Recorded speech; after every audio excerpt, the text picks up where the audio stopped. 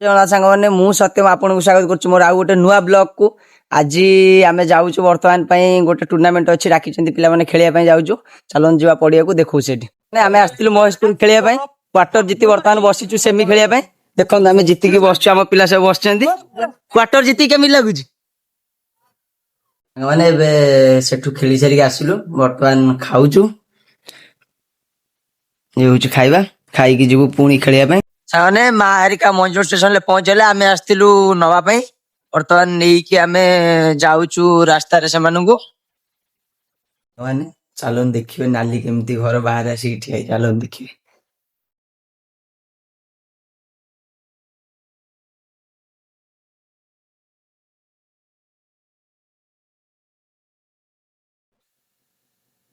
ନାଲି ଆ ଦେଖନ୍ତୁ ଆସିଗଲା।